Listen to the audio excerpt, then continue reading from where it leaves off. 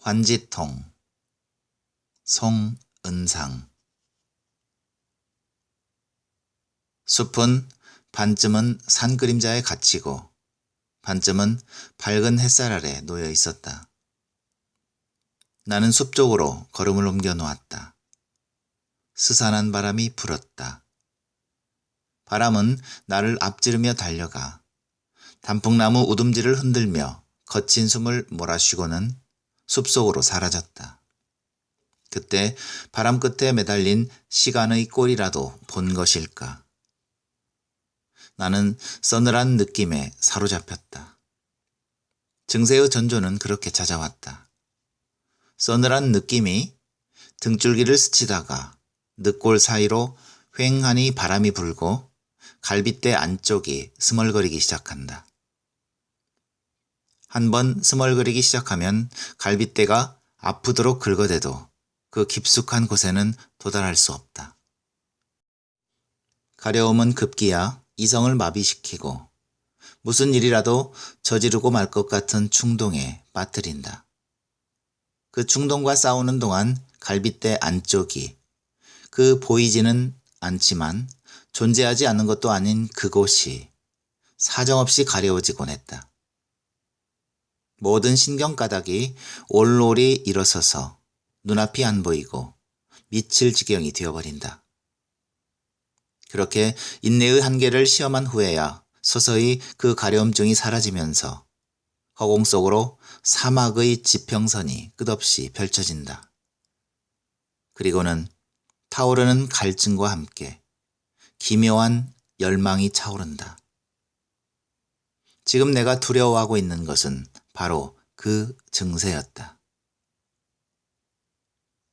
나는 숲으로 나갈 때마다 오래전부터 사두었으나 시간이 없어 못 읽었던 책을 챙겼다. CM 디렉터니, CM 프로듀서니, 카피라이터니 하는 이름의 직업을 가진 나는 오랫동안 상업적인 이유로만 책을 읽었었다. 일본의 선정적인 광고 잡지들, 유행에 민감한 서구의 대중 잡지들, 뉴스위크나 타임지 같은 시사 주간지조차 광고를 보기 위해 읽어왔다. 이사 오면서 사과상자에 담겨 재활용 쓰레기로 버려진 그 책들은 창의성 대신 모방의 기교만을 가르쳐주곤 했었다. 한때 나는 시인을 꿈꾸었다. 선배의 추천으로 광고회사에 들어간 그때까지도 나는 희망의 끈을 붙잡고 시를 쓰듯 광고 카피를 쓸 수 있을 것이라고 생각하였다. 시에는 있으나 광고에는 없는 것, 그게 나의 꿈이라는 것을 깨닫는 데는 그리 오랜 시간이 걸리지 않았다. 창밖은 잔뜩 흐려 있었다. 낮은 기압을 견디지 못하고 간질병 환자들이 발작을 일으키기라도 할 것 같은 날씨였다. 그날도 나는 종일 새로운 광고를 위해 머리를 쥐어짜고 있었지만 결국은 일본의 신간 잡지에서 아이디어를 훔쳐내야만 했다. 부하 직원들의 해외 출장으로 그 일을 누구에겐가 떠맡길 수도 없었다. 기모노 입은 여자 대신 한복 입은 여자를 서 있는 포즈까지 그대로 모방하고는 카피를 생각하고 있었다. 광고가 없는 삶이란 시가 없는 삶이라는 생각이 들 만큼 아름다운 카피를 비누 거품처럼 신선하고 커피처럼 따끈따끈한 카피를 써요. 아직도 카피라이팅을 창작이 아닌 복사증으로 생각하는 사람이 있어 편견을 버려요. 광고를 우연의 산물로 생각하는 모양인데 얼마쯤 천재 같고 얼마쯤 머저리 같은 반 딴따라들이 자다 깨서 갑자기 떠올린 기발한 아이디어라는 것으로 만들어낸 눈속임 같은 걸로 오해하는 사람들이 있어. 광고에도 진실이 있는 거야. 과학적인 접근이 필요해. 나는 직원들을 향해 잔소리하곤 했었다. 그런데 5잔의 커피를 마셨지만 새로운 문화는 떠오르지 않았다. 마침내 마감 시간이 가까워서야 카피마저 모방할 수밖에 없었다. 물론 광고주들은 매출에만 신경 쓸 뿐 표절을 문제 삼지는 않으므로 그 일은 무사히 넘어가고 말았다. 어렴풋이 증세를 느끼기 시작한 것은 그때부터였다. 처음엔 누군가 그런 자신을 엿보고 있다는 느낌에 등줄기가 서늘했다. 전에도 그런 정도의 곤욕스러움은 자주 느꼈었기에 대수롭지 않게 생각했다. 그런데 그 서늘함이 어느 순간 늑골을 파고들어 휑하니 바람을 일으켰다. 그리고 갈빗대 안쪽이 스멀거리기 시작했던 것이다. 그 스멀거림은 야비하게도 보이지 않는 곳에 또아리를 틀고 줄기차게 신경을 건드렸다. 용용 죽겠지? 스멀거림은 가려움으로 발전하여 약을 올리고 있었다. 화장실로 들어가 몇 번이고 피가 나도록 긁어댔지만 조금도 시원하지 않았다. 갈빗대 안쪽을 절개하고 칼로 환부를 도려내기 전에는 사라져 줄 것 같지 않았다. 머리가 하얗게 비어갔다. 서둘러 퇴근하자마자 목욕탕으로 달려가 뜨거운 물에 몸을 담그고 피부가 벗겨지도록 때를 밀었지만 그 스멀거리는 느낌은 좀처럼 사라져 주지 않았다. 그날 이후 나는 수시로 증세에 시달리기 시작했다. 증세가 나타나는 경우는 다양했고 괴로움의 정도도 달랐으며 뚜렷한 법칙은 없었다. 일정한 패턴이라도 있다면 필사적으로 피해보련만 그 증세의 출몰은 늘 예상을 초월하는 것이었다. 산책을 나가는 길은 다행스럽게도 낯설었다. 아는 사람도 참견할 사람도 없다는 것이 커다란 안도감을 주었다. 숲으로 가는 길에는 평평한 풀밭에 거대한 돌이 5개쯤 놓여 있었다. 고인돌 유적지였다. 과연 몇천 년 전에 이곳에 살던 사람들이 무덤으로 썼을 만큼 풍광이 좋은 곳이었다. 멀리 한강의 흐름이 내려다 보이고 위쪽으로는 제법 울창한 숲이 둘러싸여 있는 곳. 이곳에 들어서니 바람의 흐름도 조금 느려지고 햇살도 잠시 머물러서 눈부시게 고여 있었다. 시간도 문득 걸음을 멈추고 낮은 가락으로 흥얼거리는 듯 했다. 인간은 가고 무덤만 남는구나. 순간 내 영안은 밝아져서 투시법을 구사하는 직관처럼 조용히 백골로 누워있는 시신을 들여다볼 수 있을 것 같았다. 요즘 들어 눈앞의 사물은 보이지 않고 보이지 않는 것들을 보는 일이 종종 있었다. 방금 마시던 커피잔이 보이지 않는데 다탁 위에 사막을 지나가는 한 사내의 실루엣 같은 것이 보이는 시기다. 지금 내 눈이 보고 있는 것을 환상이라고 할 수 있을까? 멀리 흐르는 한강의 물줄기와 평행으로 누워있는 선사시대의 백골은 이끼 낀 돌 화살촉이나 민무늬 토기와 함께 세월의 풍화작용을 견디고 있었다. 그 시절에는 이런 가려움증으로 고생하는 일 따위는 일어나지 않았을 것이다. 어느 날 밤이었다. 간밤의 음주로 갈증을 참지 못해 잠이 깬 나는 부엌으로 들어가려다 말고 멈칫했다. 아내가 어둑신한 거실 한 구석에 웅크린 채 울고 있었다. 물들인 붉은 머리로 울고 있는 아내는 집배운의 실수로 잘못 배달되어 오는 소포처럼 엉뚱한 곳에 부러져 있는 듯 싶었다. 아내는 더 어울리는 곳으로 갔어야 했는지 모른다. 성취의 욕구가 유행병처럼 번지던 시절, 사람들은 불가능을 가능케 할 수 있다는 미신에 사로잡혀 있었다. 나 역시 예외가 아니었다. 아내를 만났을 때 처가의 극심한 반대가 없었다면 결혼까지는 생각하지 않았을 것이다. 당신은 다른 곳에 있었더라면 훨씬 나았을 텐데. 다정하게 이런 말들을 해줘야 할 것 같았지만 진실이 아니었으므로 나는 아무 말도 할 수 없었다. 당신은 내가 공인중개사로 나서지 않았어도 그럴 수 있었겠어요? 제이만 아니라면 창밖으로 몸을 날려버리고 싶어요. 아내의 담은 입술 사이로 흐느낌과 함께 이런 말들이 흘러나왔다. 그래, 아내는 운이 나쁜 것이다. 나는 아내를 비관적으로 만들고 말았다.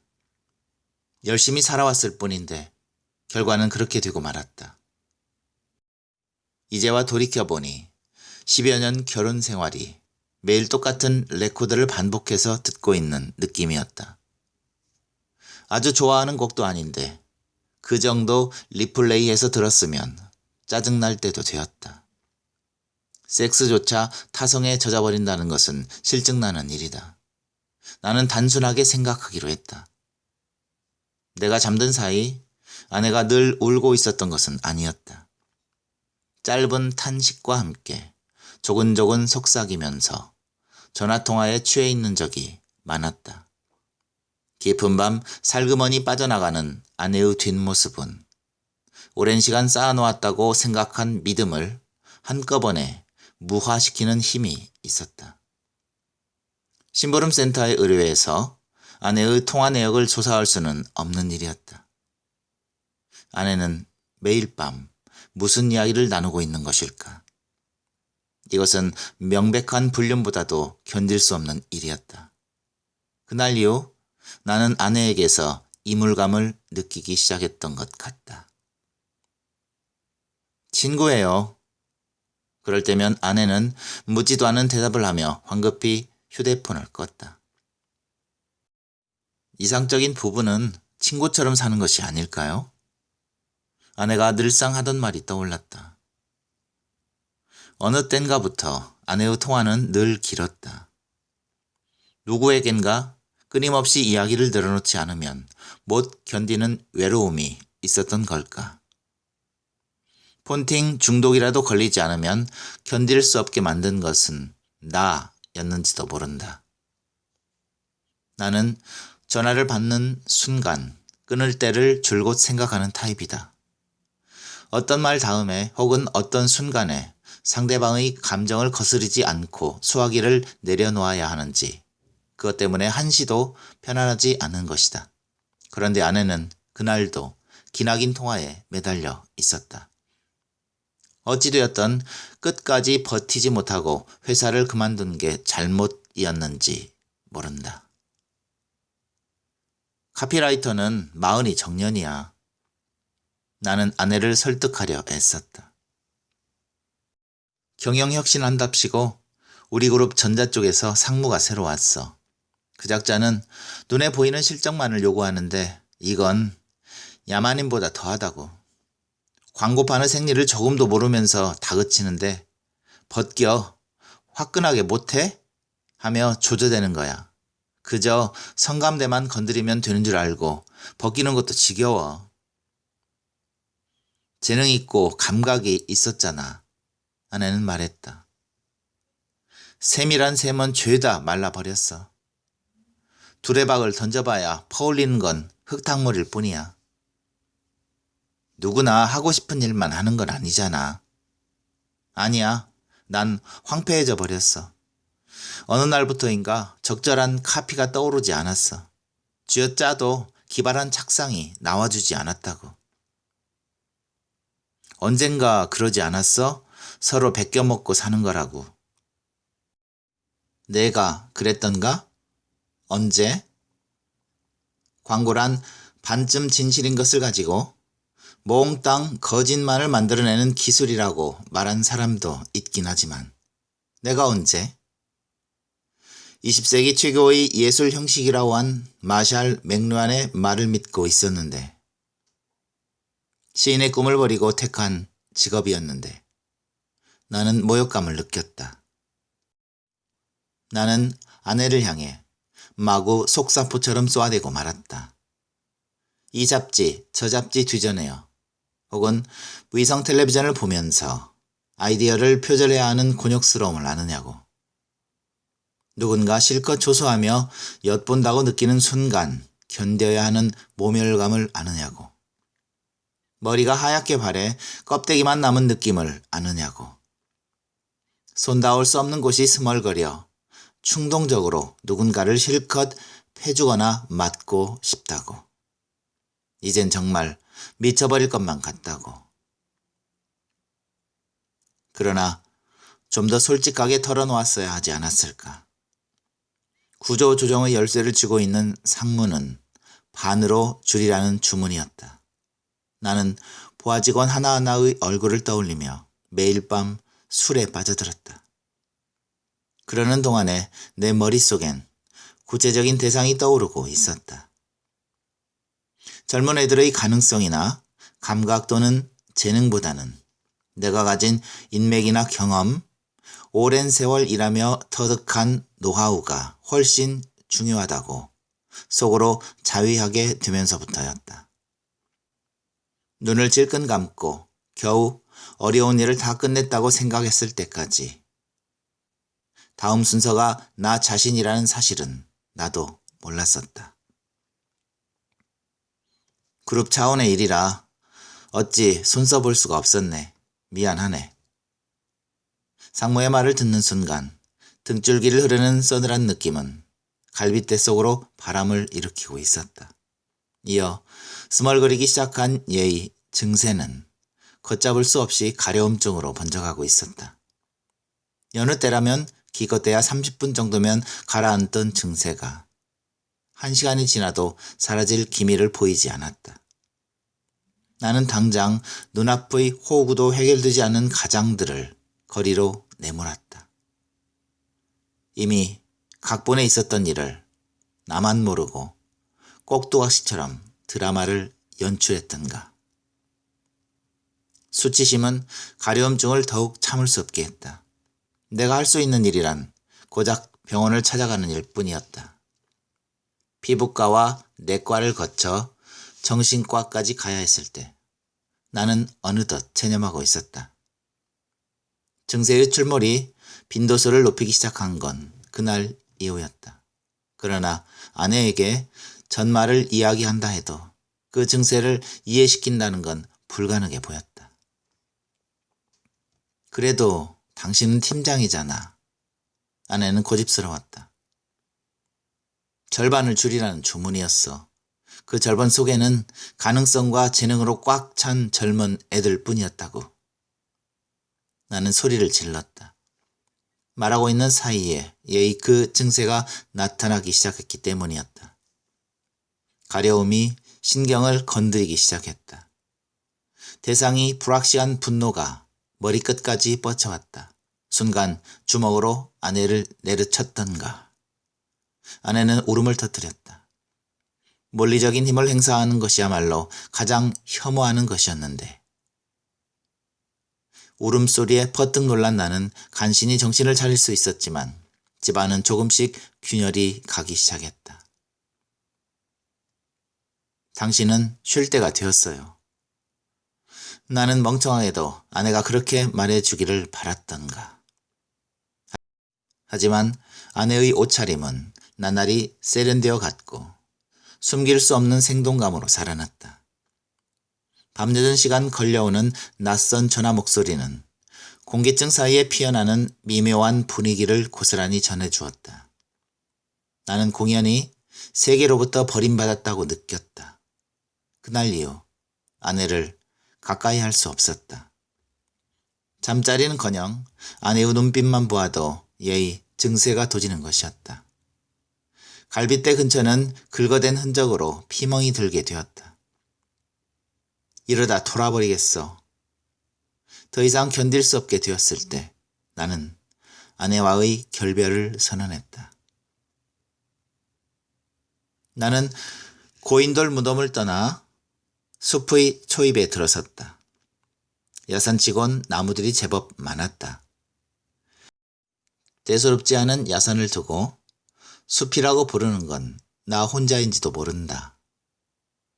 야산이라고 하면 헐벗은 현실이 느껴지지만 숲이란 단어는 비밀스럽고 형이상학적인 뉘앙스를 풍긴다고 생각하는 것도 광고쟁이의 편견인지 모르겠다.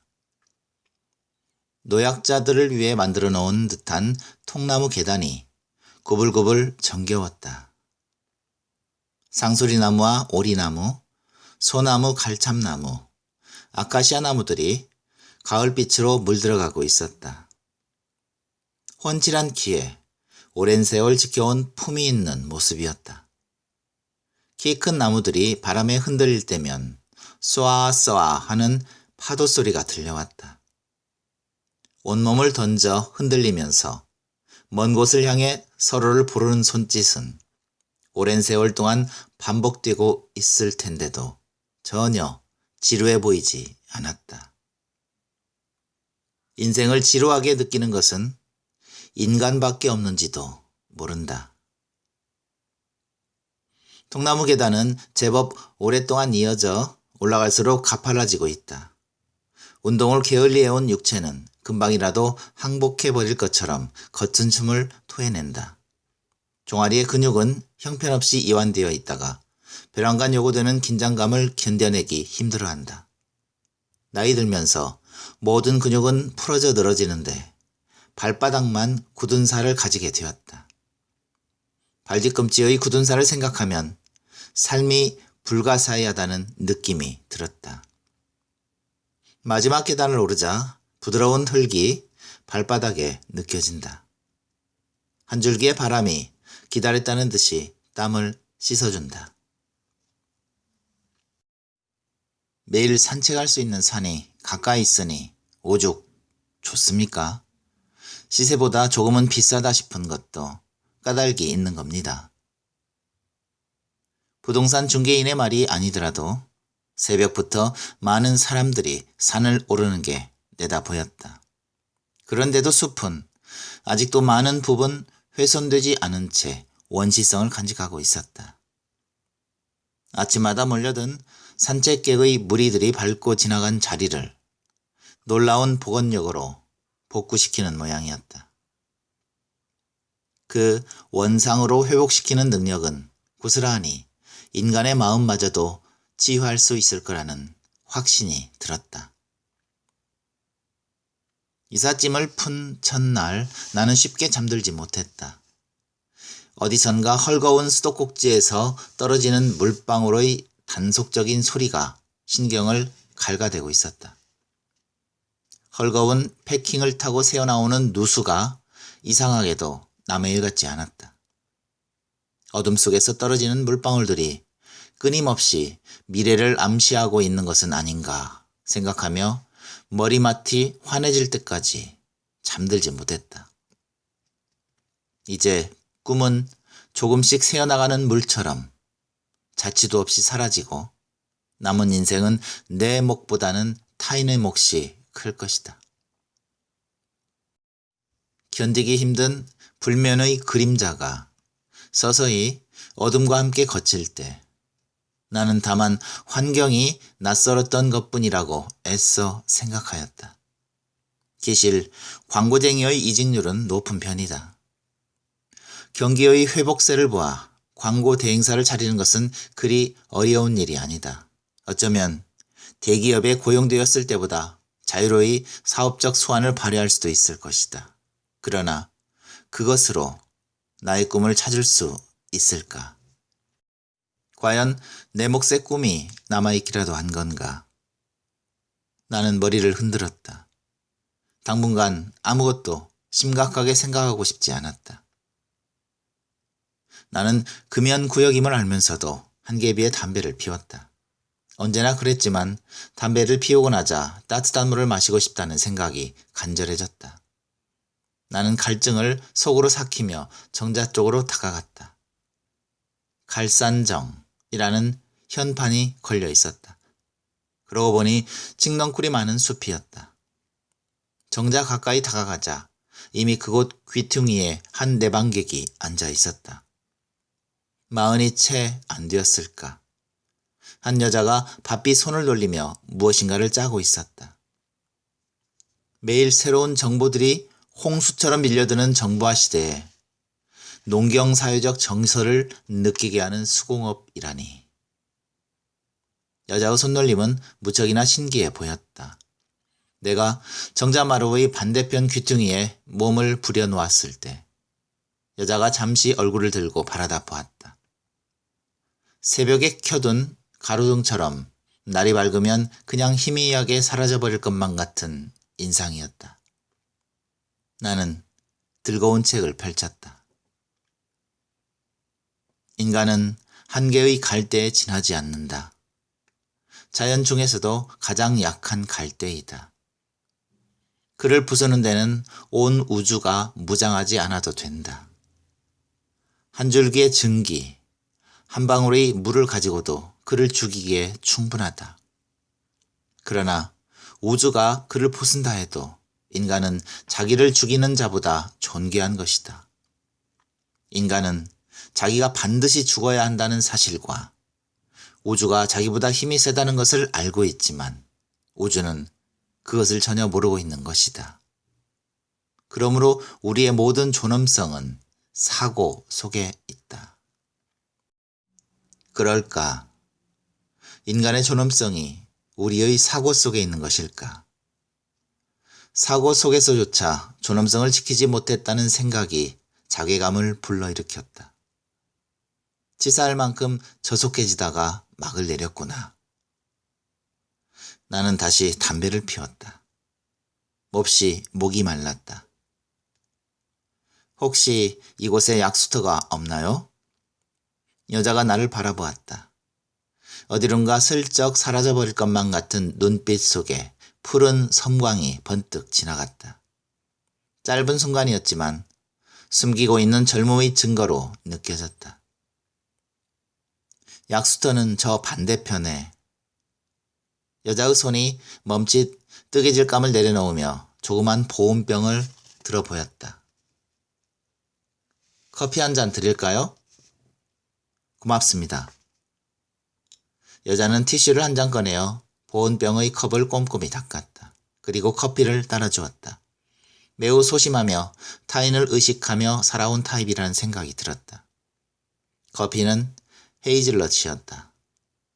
향이 있는 음식을 좋아하지 않는 나였지만 커피는 그런대로 맛있었다. 정말 잘 마셨습니다. 저는 이곳이 처음이라서. 여자가 내가 읽고 있던 책의 표지를 뚫어지게 바라보았다. 매일 이곳에 오시는가 보지요? 네. 참 좋은 곳이군요. 지금 짜고 있는 게 스웨터지요? 그 스웨터를 입을 사람은 참으로 운이 좋은 분이라는 생각이 듭니다. 여자가 희미하게 웃었다. 여자 옆에 놓여있는 보온병, 따뜻한 느낌을 주는 털실 뭉치, 그리고 형태를 잡아가고 있는 뜨개질. 갑자기 삶이 단순해지는 듯한 느낌이 들면서 서서히 안도감이 몰려왔다. 이 시각이 제일 한가해요. 숲에는 다른 사람은 하나도 보이지 않았다. 오후 3시. 숲이 가장 한가한 시간에 한 여자와 한가한 대화를 나누고 있다는 게 매우 비현실적인 느낌이 들었다. 전생의 어느 곳을 다시 찾은 듯 오랜만에 편안한 느낌이었다. 집에 돌아와 따뜻한 물에 샤워를 하며 거울을 바라보았다.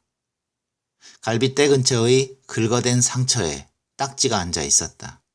그러고 보면 오늘은 신기하게도 무사한 하루였다. 늘 딱지가 앉기 전에 다시 긁어댈 수밖에 없었는데 긁어대고 긁어대도 한 번도 그 깊숙한 곳에 도달한 적이 없었고 시원한 적이 없이 그저 흉측한 외상으로 간신히 버텨온 시간이었는데 그런데 오늘은 무사했던 것이다. 나는 휘파람을 불며 아직은 건강한 두 다리를 내려다보았다. 뽀얗게 피어오르는 수증기 속에서 육체는 아직도 달려갈 길을 묵묵히 가겠노라고 속삭이고 있었다. 그때 요란스럽게 전화벨이 울려왔다. 한 번, 두 번, 세 번. 몇 번의 신호음이 들리고 응답기가 돌아가기 시작했다. 목소리는 분방한 활기에 차 있었다. 당신 자고 있군요. 내일 변호사 사무실로 10시까지 나와요. 이번 일로 모든 게 해결될 거니까요. 잊어버리지 마세요. 모든 것. 아내는 변호사가 우리 관계의 모든 것을 해결해 주리라고 생각하는가? 그것이 경제적인 문제를 가리키고 있다는 단순한 사실을 환기하면서 당분간이라는 유예기간이 끝났음을 깨달았다. 당분간 헤어집시다. 그 말은 내가 먼저 한 말이었는데도 배반당한 기분이었다. 나는 천천히 옷을 갈아입고 부엌으로 들어갔다. 오랫동안 유보되었던 식욕이 되살아난 것처럼 허기가 느껴졌다. 탁자 위에는 어제 사다 두었던 바나나가 독소 같은 검은 반점을 무수히 내뱉고 있었다. 바나나 껍질을 벗겨 한 입 가득 베어물자 명치 끝이 꽉 막히는 듯한 느낌이 들었다. 나는 냉장고에서 우유를 꺼내어 천천히 마시면서 그 이물감을 차분히 눌렀다. 아주 오랜만에 먹는 바나나였다. 게으른 사람이 가장 손쉽게 먹을 수 있다는 이유로 사둔 것이지만 이제는 더 이상 이런 것으로 허기를 달래고 싶지 않았다. 하지만 내가 할 수 있는 요리가 과연 무엇이 있는가? 우선 요리책을 사야 할 것이었다. 당분간 나는 아내를 떠올리지 않을 수 없었다. 애초에 혼자 사는 불편함을 참을 수 없어 한 결혼이었는데 불편한 관계가 되었다는 건 아이러니했다. 아내는 그런대로 괜찮은 여자였다. 아내는 자신의 부재를 당장 아쉬워하는 존재로 떠오르게 함으로써 그것을 입증하고 있었다. 그러나 이제 그녀는 자신의 인생을 살고 싶다고 하지 않았던가. 주변머리 없고 이기적인 사람. 아내는 한 번 놓아버린 일을 다시 잡으려 하지 않는 나를 견디기 힘들어했다. 달리던 버스가 덜컥 멈추어 서도 넘어지는 법인데 아내에겐 여유가 없었다. 머리를 텅 비워놓고 고전적인 방법으로 조금씩 채워버리라는 나의 계획을 믿지 못했다. 더구나 나의 가려움증에 대해서는 알고 싶어 하지도 않았다. 한 번은 증세에 대해 진지하게 이야기했지만 심각하게 받아들이지 않았다. 피부과에나 가봐요. 엄살 부리지 말고. 그게 아니야. 천천히 가사를 익히고 당분간 당신의 뒷바라지를 하겠어. 아내는 나의 계획을 전적으로 반대했다. 기다리던 일이 일어나고 말았다는 듯 거침없이 단호했다. 아니요, 더 이상 당신 얘기는 듣고 싶지 않아요. 현실적인 여자라서 미안해요. 아내가 낯선 고객들과 만나는 사이에 나의 계획은 엉망이 되고 말았다. 나의 비현실적인 연애 편지에 반해서 친정 부모의 반대를 물리치고 무모하게 동거를 결심했던 아내에게 부동산 중개사 소질이 있다는 건 놀라운 일이었다. 여기저기 아파트를 사들여 주택 임대업을 하는 친정 아버지와 부동산 투기로 알짜배기 재산가라는 어머니의 피를 물려받았다는 생각은 어째서 한 번도 하지 못했던가. 부모의 불로소득에 대해 적개심을 표현하던 아내의 젊은 한때만을 기억하고 싶었던 것은 나의 착각일 수 있다는 생각이 그제야 들었다. 그런 생각을 하자 저녁을 지을 기분이 사라지면서 식욕 또한 자취 없이 사라지고 있었다. 오후 3시의 숲은 고요했다. 숲은 늘 그대로인 것 같았으나 매일 조금씩 변화하고 있었다. 가을이 깊어가고 있었다. 어디선가 나뭇잎 떨어지는 소리가 검은고의 둔중한 울림으로 들려오고 있었다. 잡목 덩굴에서 까치 한 마리가 날아오르자 이어 다른 한 놈이 따라 올랐다.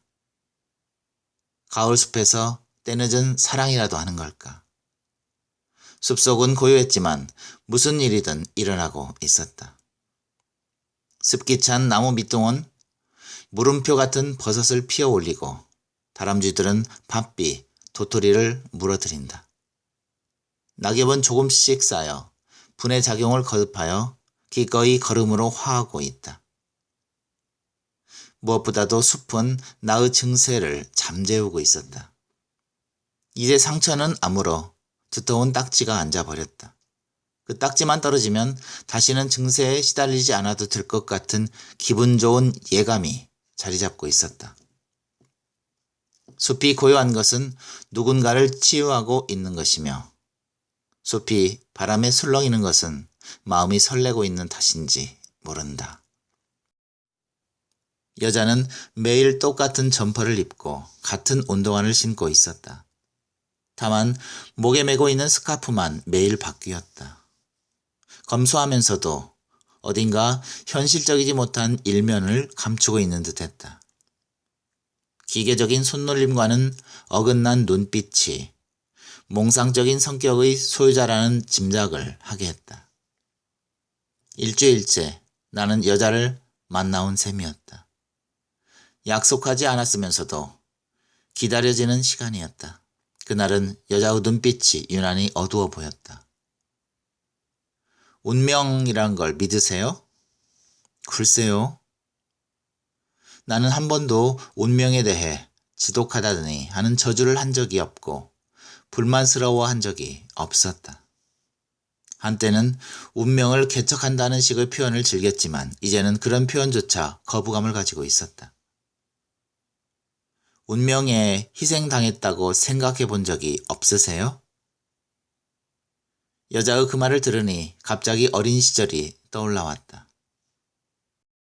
가난한 운명 때문에 지독한 근시가 되었으니까 운명에 희생당한 셈인가요? 중학교에 들어갔을 때 눈이 나쁘다는 사실을 알게 되었습니다. 칠판 글씨가 보이지 않았지만 부모님께 이야기할 용기가 없어 늘 찌푸린 얼굴로 하고 다녔어요. 키가 1년에 15cm가 자라 교복 바지를 다시 맞춰야 하는 것조차 죄송스러웠으니까요.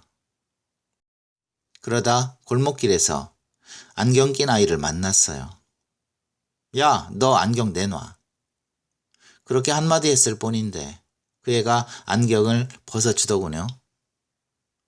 찌뿌린 얼굴이 인상을 쓰는 것처럼 보였나 봐요. 그 안경은 도수가 무척이나 센 것이었어요. 그날부터 나는 어지러운 안경을 쓰고 다녔죠.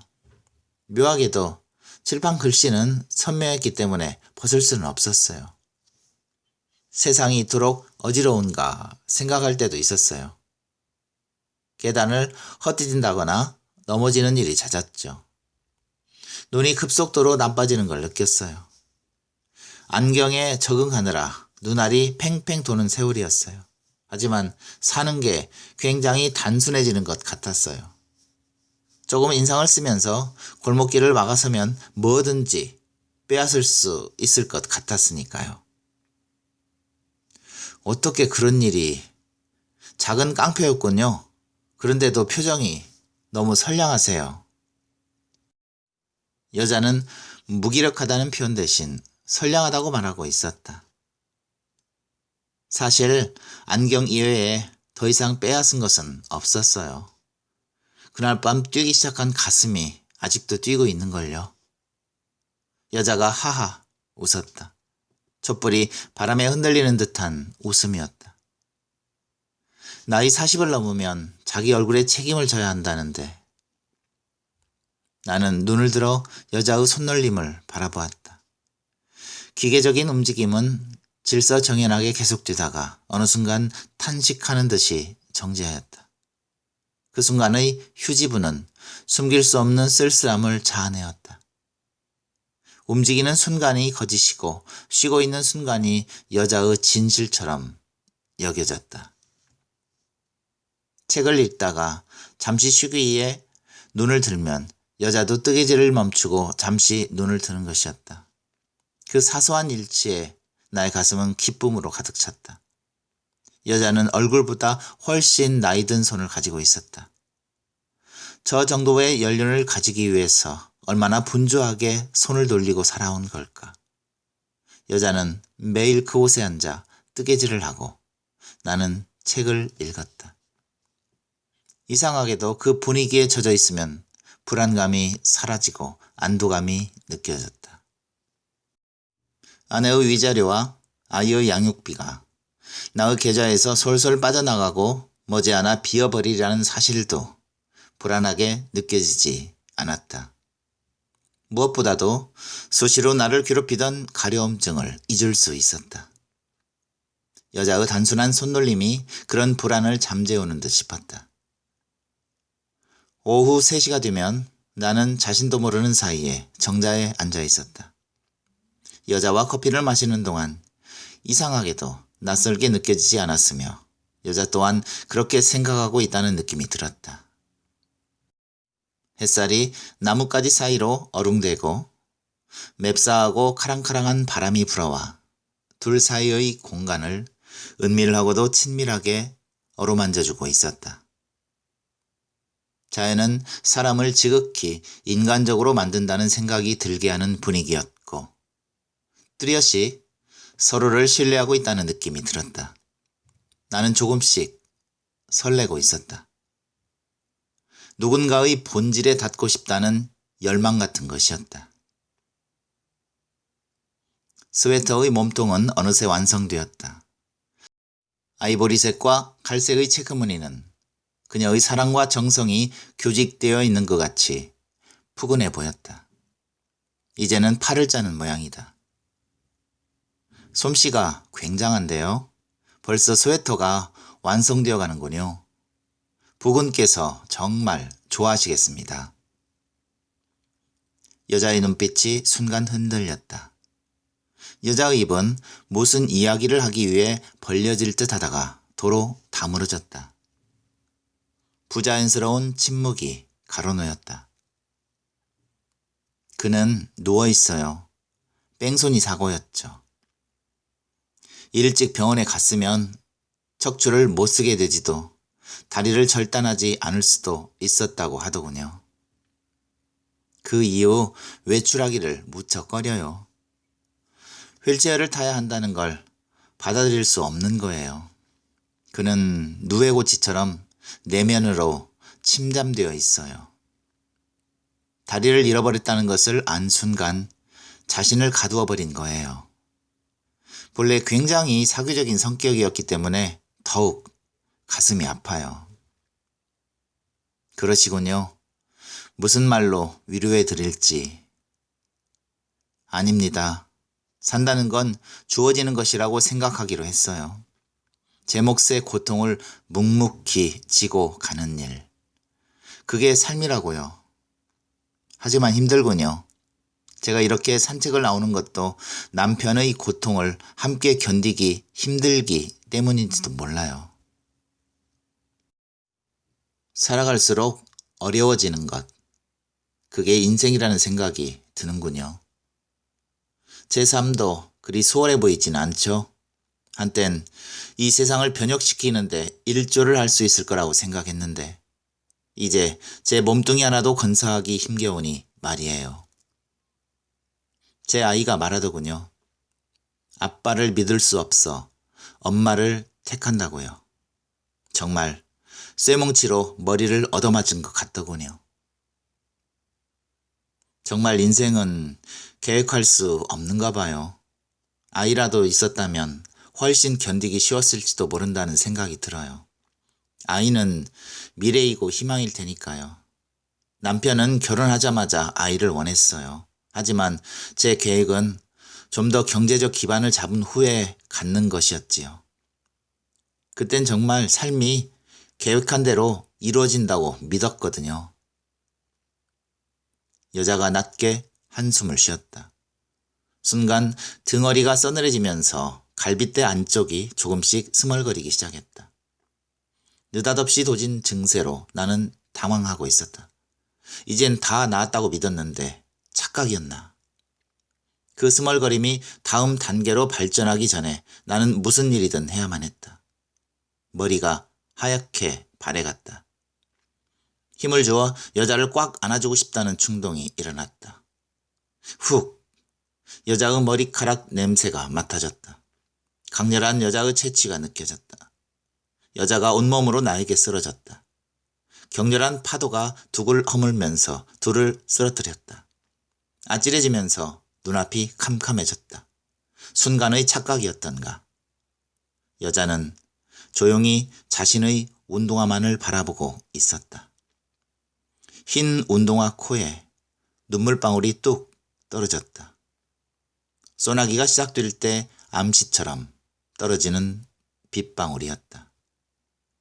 금방 어디론가 사라져버릴 것만 같았던 여자의 첫 인상이 떠올랐다. 여자는 분명 나의 내면을 읽고 있었다. 갑작스레 도진 가려움증과 형언할 수 없는 충동을, 차오르는 이상한 열망으로 가슴이 뻐근해지는 것을 여자는 느끼고 있었다. 미묘한 분위기가 그랬다. 나는 되는 대로 떠들어댈 수밖에 없었다. 죄송합니다. 공연이 가슴 아프게 해드려서. 그래도 역시 부군께선 행복한 분입니다. 그는 수술로 다리를 잃은 후에도 끊임없는 망상에 시달렸어요. 환지통이란 말 들어보셨나요? 잃어버린 다리에 가려움증을 느끼는 거예요. 퇴원해서 한 달쯤 되었을 때니까 환부는 거의 회복되었을 때죠.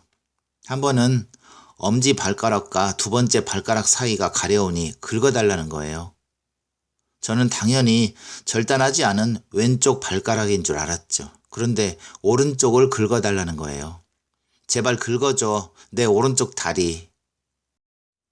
처음엔 호소하지만 점점 견디기 힘들어지면 마구 울부짖는 거예요. 그런데도 나는 아무것도 해줄 수가 없어요. 오른쪽 다리는 분명 없는데 가려움증은 엄연히 존재하는 고통. 그 고통 앞에서 나는 타인이 될 수밖에 없었어요. 그저 집을 나서는 수밖에. 무슨 방법이 있을 텐데요. 네, 의사는 교감신경 파괴술을 권하더군요. 하지만 남편은 듣지 않았어요. 가려워 미치겠다, 차라리 죽겠다고 소리를 질렀죠. 몇 번이나 의사는 수술 날짜를 잡겠다고 했지만 남편의 수술 거부는 지독히 완강했어요. 통증이 지나가고 나면 늘 눈물을 흘리며 잘못을 빌었어요. 그러면 잠시 평화가 찾아왔죠. 그리고 다시 재발하는 가려움증. 지옥과 천국이 교차하는 나날이었습니다. 이제는 체념하게 되었어요. 정말 힘드셨겠군요. 어느 날 문득 남편의 마음이 깨달아지더군요. 다리를 잘린 것은 자기가 아니었지만 그것을 확인하는 것만은 자신의 몫이라고 생각하는 거죠. 그 고통이 있는 한 다리가 엄연히 존재한다고 믿고 싶은 거예요. 고통마저 사라져버리면 영원히 다리를 잃어버리는 거고 이해할 수 있을 것 같군요. 나는 한 번도 본 적이 없는 그녀의 남편에게 강렬한 동료의식을 느꼈다. 사람들은 애써 고통을 반추하면서 살아간다. 꿈을 이루기 위해 고통스러웠던 세월을 자주 떠올리는 것은 꿈을 잃지 않았다는 확인을 하고 싶어서는 아닐까. 다리의 통증마저 잃어버리면 세계로부터 완전히 버림받을 것만 같은 느낌. 그의 의식세계와 나의 의식이 같은 뿌리에 얽혀 있다는 느낌이 들었다. 잃어버린 것에 대한 채워지지 않은 갈증이 끊임없이 가려움증을 불러오는 게 아닌가. 선생님을 보는 순간 제 고통을 이해할 수 있는 분이란 생각이 들었습니다. 왠지 그저 마음이 통할 것 같았고요. 고맙군요. 하지만 난 형편없는 인간이요. 내 머릿속은 하얗게 비어갔다. 허공 속으로 잘린 다리가 날아다니는 것 같았다. 이 순간 증세에서 벗어날 수만 있다면 나는 무슨 일이라도 할 수 있을 것 같았다. 이제 우울한 얘기는 그만하죠. 무슨 재미있는 얘기를 듣고 싶어요. 난 재미라곤 통 없는 인간입니다. 사모님은 아름다운 분이시죠? 분수에 넘치도록. 왜 중요한 순간에 말은 내 의지를 배반하는지 모르겠다. 아내를 아름답다고 생각하고 있지 않으면서도 나의 입은 그렇게 대답하고 있었다. 이런 경우 나는 혀에 칼날이 달려있는 게 아닌가 생각한다. 무수히 내뱉은 거짓의 업으로 혀가 자신을 배반하고 제멋대로 횡포를 부리며 진실에 깊은 상처를 입히는 것이다. 여자의 얼굴은 너무 많은 말을 한꺼번에 쏟아낸 탓인지 매우 피로해 보였다. 제가 참 주책이죠. 여자는 어색하게 웃으며 자리를 떴다. 다정하게 위로의 말이라도 하고 싶었지만 나는 아무 말도 하지 못했다. 마음속엔 조바심이 일었다. 당장 무슨 말이라도 건네어 여자를 불러 세우라고 재촉하고 있었다. 그런데도 목은 꽉 잠긴 채 한마디도 발음되어 나오지 않았다. 여자의 멀어져가는 등을 바라보자니 지독한 상실감이 몰려왔다. 여자가 보이지 않게 되었을 때에야 퍼뜩 정신이 들었다. 허청거리는 발걸음으로 반대편 능선을 타고 산기슭 쪽으로 내려왔다. 멀리 서 있는 쓰레기 소각장의 거대한 굴뚝에서 검은 연기가 피어오르고 있었다. 언젠가 보았던 화장터의 굴뚝에서처럼 연기가 느릿느릿 신음소리를 내며 흩어지고 있었다. 모든 번뇌를 태우십시오. 미련을 태우십시오. 욕망을 버리십시오. 바람도 없는 공중에 연기는 나직한 목소리로 웅얼거리고 있었다. 집에 돌아오니 자동응답기에 불이 들어와 있었다. 메시지가 하나 있습니다. 메시지 녹음 시각은 아빠, 내일 내 생일인 거 잊어버리지 않았지? 학교 앞에서 애들하고 파티 열기로 했는데 피자집에서 엄마한테는 비밀인데. 휘잉 소리가 들리고 이내 전화는 끊어졌다. 나는 한동안 수화기를 대고 가만히 있었다. 등허리가 싸늘해지면서 예의 그 증세가 나타나기 시작했다. 자리에 누워 옆구리를 긁고 있자니 자신의 육체가 장난삼아 뒤집어 놓은 풍뎅이처럼 여겨졌다. 장난삼아 날개를 찢은 채로 뒤집어 놓으면 풍뎅이는 지칠 때까지 제자리에서 매물들었다. 그 악동 시절의 업이 고스란히 환원되어 나를 지배하는지도 모른다. 너무도 전생과 이생의 주기가 짧은 것처럼 느껴졌다. 하루는 길지만 인생은 지독히 짧다. 역설적으로 다행이라는 생각이 들었다. 토요일의 학교 앞은 아이들의 무리로 혼잡했다. 나는 창가에 앉아 아이들의 모습을 관찰하고 있었다. 미숙한 표정에 얼자라버린 아이들이 갓 심은 묘목처럼 신선하고 어설펐다. 그때 목이 허전하고 종아리가 길다란 침울한 표정의 아이가 눈에 들어왔다. 그 순간 낯섦, 쓸쓸함, 연민 따위의 감정이 가슴 가득 차올랐다. 아이를 집 밖에서 만난 적이 한 번도 없었다는 것을 떠올렸다.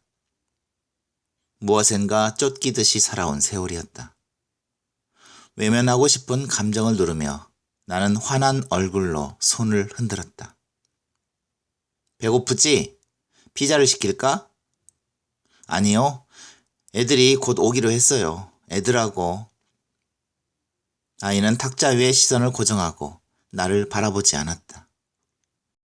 그간의 이별이 만든 숨길 수 없는 거리를 확인시키고 있었다. 어디 아픈 데는 없고? 앞으로 뭘 공부하고 싶지? 중학생인데 미래를 설계해야지. 아이는 시큰둥한 표정일 뿐 말이 없었다. 손톱을 물어뜯는 동작에는 한 가닥의 진지함도 느껴지지 않았다. 나는 수치심으로 얼굴이 달아올랐다.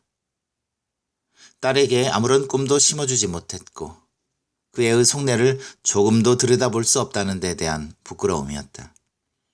그때 한 무리의 아이들이 왁자지껄한 분위기를 이루며 들어섰다.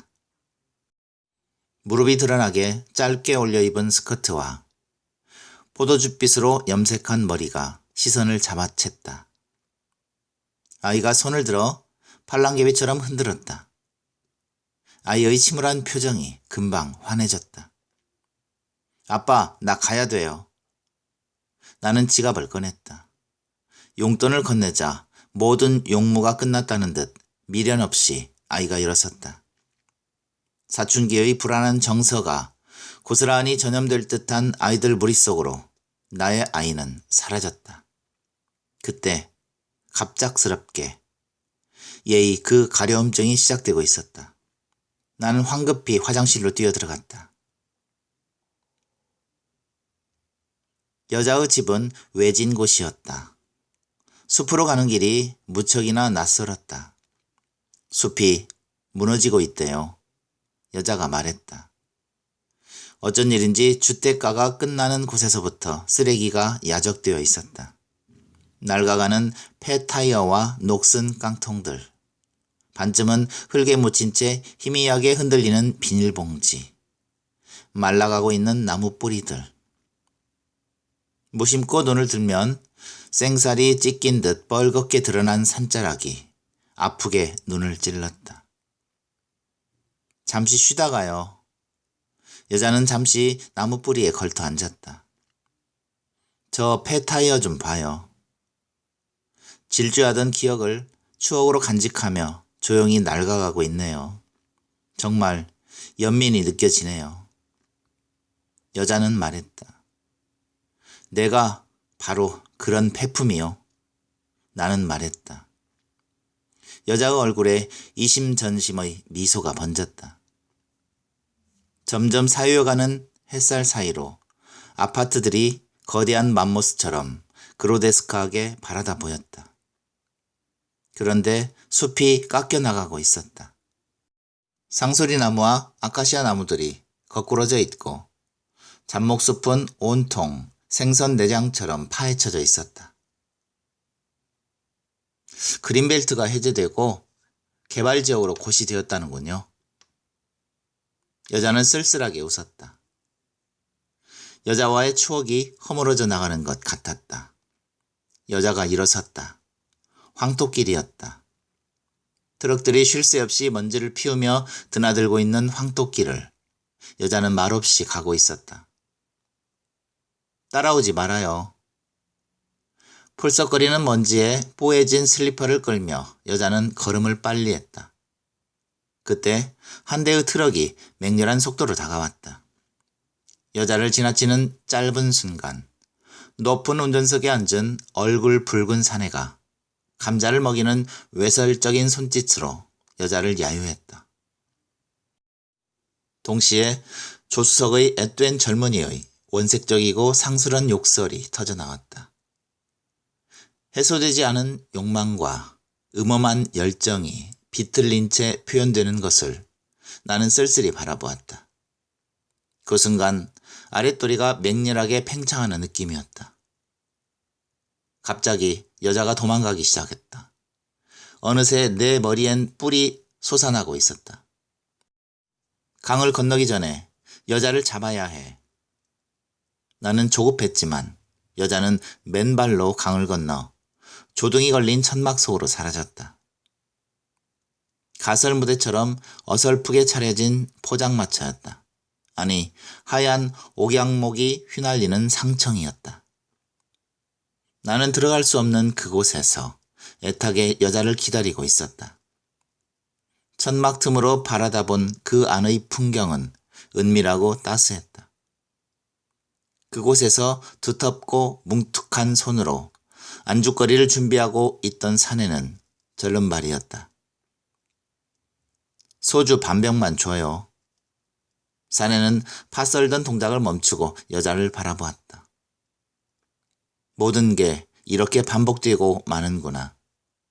지난주의 휴일에도, 그 지난주의 휴일에도 여자는 여기에 있었구나.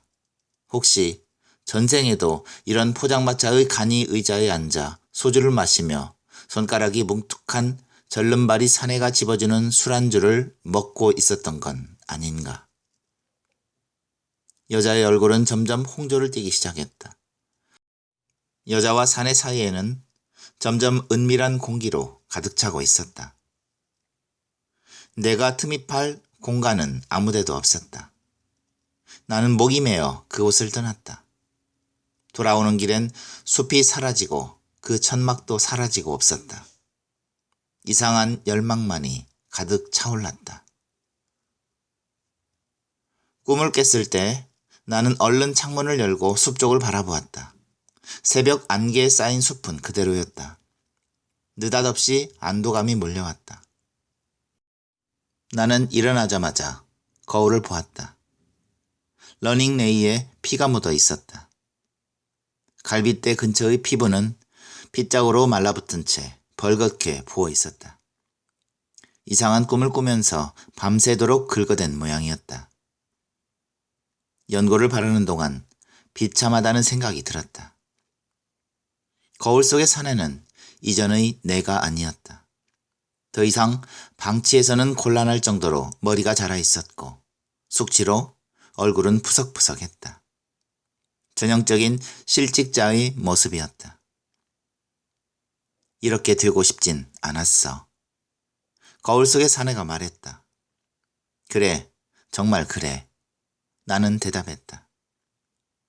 할 일 없이 머리칼만 자랐군. 사내가 말했다. 생각이 많아, 그래. 나는 대답했다. 이발소에 들러 이발을 하고 나니 한결 기분이 상쾌해졌다. 꿈 때문인지 여자를 만나고 싶다는 욕망이 간절해지고 있었다. 점심을 먹는데 택배 회사의 직원이 찾아왔다. 발신인이 아내의 이름으로 되어 있는 짐꾸러미에는 겨울 잠옷과 세탁소 커버가 쓰여진 코트, 겨울 양복들이 어두운 얼굴로 들어있었다. 숲은 적막했다. 어제 내린 비로 기온이 뚝 떨어져 버렸다. 발밑에 밟히는 낙엽의 감촉이 훨씬 부드러웠다. 웬일인지 여자는 오지 않았다. 자신의 속내를 드러낸 데에 대한 면구스러움 때문인가. 남편의 이야기를 하던 여자의 어두운 얼굴이 떠올랐다. 여자를 기다리는 동안 숲은 점점 그녀의 냄새를 풍기고 있었다. 상수리나무 사이로 숨어있는 그늘이 그녀 같기도 했고 직넝굴 뒤로 숨는 청설모를 그녀로 착각하기도 했다. 그녀가 앉아있던 자리에 가만히 앉아있자니 날이 밝으면 희미해져 버릴 것 같은 여자의 얼굴이 참혹하게 그리워졌다. 그러다 할 일 없이 여자를 기다리고 있는 자신에 화닥 놀랐다. 완성된 스웨터를 입힌 남편의 휠체어를 밀며 공원이라도 산책하고 있는 걸까. 그런 생각을 하자 축축한 속옷을 입은 기분이었다. 나는 5개비의 담배를 피우고 책을 펼쳤다. 육체는 음식을 필요로 한다는 이유만으로 우리에게 끊임없는 근심의 원인이 되네. 그리고 우리를 덮치는 질병에 걸릴 가능성이 있고 또 참다운 것을 추구하는 데 방해가 되지. 육체는 우리를 사랑과 정욕의 공포와 온갖 종류의 공상과 끝없는 어리석음으로 가득 차게 하며 흔히 말하듯이 실제로 사고의 능력을 몽땅 빼앗아가네. 이 세상의 삶에서 될 수 있는 대로 가장 적게 육체와 교섭하고 교제할 때 또한 육체적 본성에 탐닉하지 않고 신이 우리를 풀어주려고 할 때까지 자신을 순수하게 지킬 때 우리는 진실에 가장 가까이 접근한다고 생각하네. 어둠이 갑작스럽게 밀려왔다. 활자에 들이운 어스름이 흘러간 시간을 말해주고 있었다. 멀리 보이는 도로에는 공사가 진행되고 있는지 크리스마스 트리 같은 등불이 전멸하고 있었다. 이곳에서 축제라도 열리고 있는 듯했다. 여자는 끝내 오지 않았다. 내려오는 길엔 발자국 하나하나에 추가 매달린 듯했다. 그날 밤 나는 예의 증세의 덜미를 잡히고 말았다. 증세는 점점 교활해지고 있었다. 간밤에 긁어댄 자리가 아물기도 전에 피가 나오도록 긁었지만 가려움증은 점점 규모해지고 집요해지고 있었다. 무슨 일이든 저지르지 않고서는 벗어날 수 없을 것 같았다. 육체적 본능에 탐닉하고 싶다는 강렬한 충동이 일어났다. 나는 벌떡 일어섰다. 나는 어느새 남산길을 오르고 있었다. 한남동에서 타워호텔 쪽으로 걸어가다 보면 길가에는 일정한 간격으로 가로수가 서 있었다. 일정하게 서 있는 가로수 아래 독버섯처럼 돋아나 있는 것은 여자들의 실루엣이다. 가끔 헤드라이트의 불빛이 여자들의 모습을 발가벗기듯 비추며 사라졌다. 불빛이 사라지자 일선 주위는 어둠에 잠겼다. 플라타너스의 가지들이 흔들리면서 윙윙거렸다. 바람이 불고 있었다. 세 번째 가로수 밑에 서 있는 여자의 바바리 자락이 펄럭였다. 여자의 옷차림은 의도적으로 허술했다. 펄럭이는 옷자락 사이로 가끔 허벅지가 드러났다. 팔등신의 미끈한 몸매는 어둠 속에서도 도발적이었다. 세 번째 여자의 얼굴은 좀처럼 보이지 않았다. 스카프로 가린 얼굴에 가로수 그림자가 음영을 더해주고 있기 때문이다. 바람결이 사나워졌다. 플라타너스 가지들이 여자들을 향해 회회 손을 내저었다. 부정하고 또 부정했다. 부정의 부정은 긍정인데. 나는 세 번째 여자를 끌고 산속으로 들어갔다. 성질머리 한번 급한 양반이네. 발등신의 여자는 현실적으로 손을 내밀었다. 스카프를 벗기자 화상으로 일그러진 뺨이 드러났다. 모욕당하는 건 못 참아요. 나도 한때 미인이었어요. 여자가 스카프를 다시 썼다. 누구나 나도 한때는 이런 시기가 있지. 나도 한때는 시를 쓰듯 카피를 썼지. 여자는 하늘을 올려다보며 누웠다. 바바리는 순간 돗자리처럼 펼쳐졌다. 나는 화상 입은 여자를 향해 엎드렸다. 바람 끝이 메워졌다. 돌멩이가 있는지 무릎이 아팠다. 아프다는 생각 이외에 머리가 비어갔다. 욕망은 어느새 사라지고 껍데기만 남았다. 뭐 하는 거예요? 화상 입은 여자는 버럭 화를 냈다. 지금 내가 뭐 하는 거지? 나는 백치처럼 웃었다. 내가 여자를 성욕 때문에 찾고 있었던 게 아니라는 것을, 그 가려움증 때문이라는 것을 화상 입은 여자에게 설명할 수 없었다. 갑자기 화상 입은 여자가 벌떡 일어섰다. 그 바람에 나는 꼬꾸라졌다. 미친놈. 바바리가 펄럭이며 사라졌다. 증세는 매일 나를 괴롭혔다. 야비하고 저급한 방법으로 나를 파멸시키려 하고 있었다. 달라진 게 있다면 허공 속에 잘린 다리가 날아다니는 환상이 보이면서 예의 증세가 나타나는 것이었다. 등줄기를 흐르는 서늘함이나 손 닿지 않는 곳의 스멀거림, 끊임없이 인내를 시험하는 가려움증에 시달리면서 충동적인 파괴욕을 벗어나느라 나는 매일 진이 빠졌다. 그렇게 시달리고 나면 눈앞에 아득한 사막의 지평선이 펼쳐지고 나의 가슴은 형언할 수 없는 열망으로 가득 차는 것이었다. 월요일, 화요일, 수요일, 목요일. 나는 매일 숲에 나갔지만 증세는 조금도 나아지지 않았다.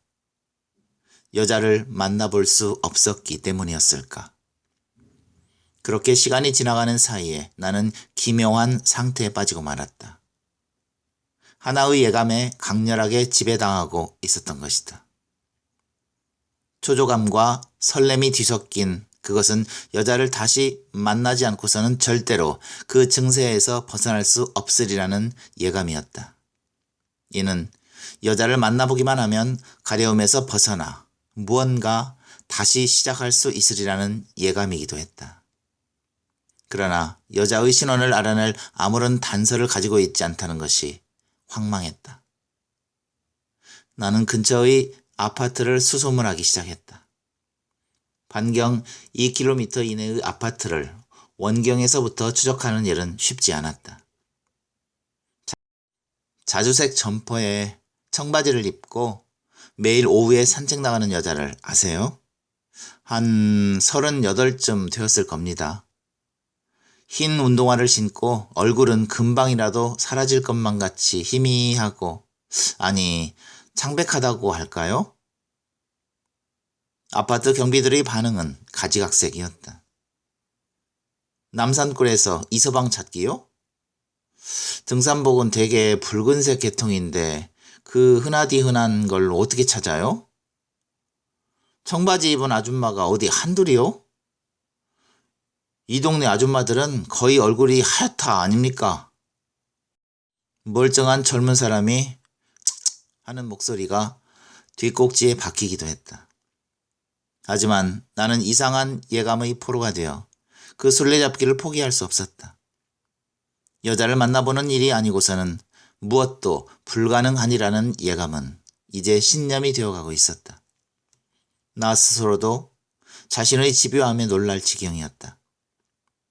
매일 도로에 불과한 다리품에 녹초가 되어 돌아오면 가슴속에 뜨거운 열망이 솟아났다. 그렇게 일주일이 지난 어느 날이었다. 이제 가능성이 희박한 독신자 아파트를 남기고 있을 뿐이었다. 그러나 가장 기대하지 않은 곳에서 해답이 기다리고 있었다. 아, 405호 아줌마 말씀하시는가 보네요. 뜨개질 하시는. 네, 맞아요. 내 목소리는 느닷없이 떨려 나왔다.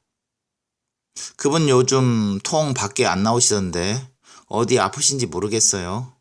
작년 아저씨가 돌아가신 후 영 건강이 좋지 않아 보였거든요. 돌아가시다뇨? 뺑소니로 들어놓은 지 7년 만이었죠? 참으로 안 되었어요. 근근히 뜨개질로 생활하시는 것 같았는데. 이명처럼 귓속에 윙 하는 소리가 들리더니 경비원의 목소리가 아득하게 멀어지고 있었다. 환지통을 앓고 있었던 것은 바로 그녀였구나. 존재하지도 않은 남편의 고통을 아파하는 환상지에 빠진 그녀. 고통스러워하지 않으면 기억마저 사라져버릴 것 같아 남편의 허상을 안고 그리 힘겹게 아파한 것인가. 그녀의 남편에 대한 환상이 내 가슴에 아픔으로 밀려들고 있었다. 나는 멀리 숲 쪽을 바라다 보았다. 마침 지고 있는 일몰로 한쪽 능선에 검은 그림자가 드리워지고 있었다. 흡사 숲의 한 모퉁이가 무너져 내리는 것 같았다. 그때 등허리가 서늘해지면서 휑하니 바람이 불어왔다. 갈빗대 안쪽이 스멀거리기 시작해서 급기야는 가려움증으로 번져가고 있었다. 만질 수도, 그렇다고 존재하지 않는 것도 아닌 그 깊숙한 곳이 참을 수 없이 가려워지는 것이었다. 나는 경비가 인터폰을 넣는 잠시를 기다리지 못하고 후다닥 계단을 뛰어오르기 시작했다. 어쨌든 그녀는 보이지 않는 가려움에 대해 누구보다도 잘 알고 있을 것이었다.